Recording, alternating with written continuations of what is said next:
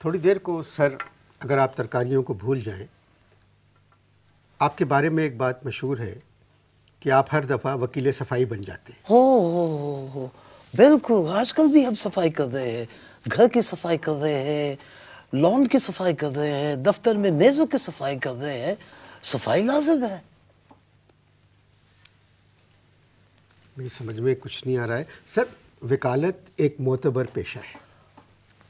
واہ، اب میں جواب ایک سوال کر رہا ہوں، تم بتاؤ، اور سنبھال کے سننا یہ سوال بہت وسیع سوال ہے، تمہیں مٹر کیسے لگتے ہیں؟ کیا کہا آپ نے؟ میری جان، مٹر کو میکلڈ روڈ تو نہیں کہوں گا نا میں، مٹر کو بٹر ہی کہوں گا۔ مٹر کیسے لگتے ہیں یہ جو مٹر؟ مگر میں نے کہا تھا کہ وکالت ایک معتبر پیشہ ہے۔ ہاں، مٹر آپ کو کیسے لگتے ہیں؟ اچھے۔ ہاں، ویری گڈ۔ اگر تمہیں مٹر اچھے لگتے ہیں تو پھر مٹر پہ گفتگو کرتے ہیں۔ مٹر پہ بات چیت کرنے کا مزہ ہی کچھ اور ہے۔ بتاؤ اس کے فوائد بتاؤ اور اس کے نقصانات بتاؤ۔ تم ایک جینیس ہو، تمہیں معلوم ہونا چاہیے کہ مٹر کیوں کھائے جاتے ہیں، مٹر کی وجہ کیا ہے، اور مٹر کیسے لگتے ہیں۔ سر میں نے آپ کو ترکاریوں پر بات کرنے کے لیے نہیں بلایا دیکھو، ہے۔ ترکاری ذرائع کے مطابق، ترکاری ذرا کے اور مطابق میرا مطلب ہے زبان نہ پکڑو، سرکاری ذرائع کے مطابق آپ ترکاریوں کے اوپر کھل کے بات کر سکتے ہیں۔ اب مثال کے طور پہ یہ جو پنڈی ہوتی ہے، اس کو آپ انگلش میں کیا کہتے ہیں؟ Lady finger.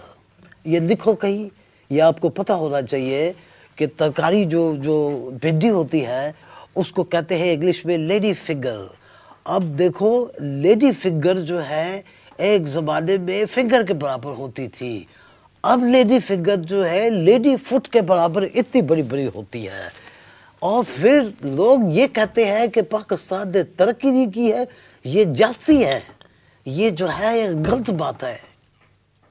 ایک بات کہوں، چپ سی لگ گئی ہے تم کو، آپ کی طرح کا وکیل میں نے پہلے کبھی اور نہیں میں دیکھا۔ نے خود نہیں دیکھا۔ تم ساری باتوں کو چھوڑو، پہلے یہ بتاؤ، میں ایک بہت وسیع سوال تم سے کر رہا ہوں، تم یو پی کے رہنے والے ہو؟ جی ہاں۔ یہ بتاؤ کہ تم لوگ کریلا گوشت کیسے پکاتے ہو؟ آپ کس قسم کی باتیں کر رہے ہیں؟ ارے یار بتاؤ، ایسا ایک دفعہ میں نے کھایا تھا ایک یو پی گراج میں، بہت مزے کا تھا۔ کیسے بناتے ہو، اس کی ریسیپی کیا ہے؟ آپ سمجھ نہیں رہے میری بات کو، آپ مجھ سے آپ بھی نہیں سمجھ رہے یہ ترکاری کی افادیت کیا ہے انسان کی زندگی میں۔ اوے ترکاری اگر نہ کھاؤ تو ختم ہو جاؤ گے، ترکاری ضروری ہے۔ ہم لوگ گوشت میں لگے ہوئے ہیں،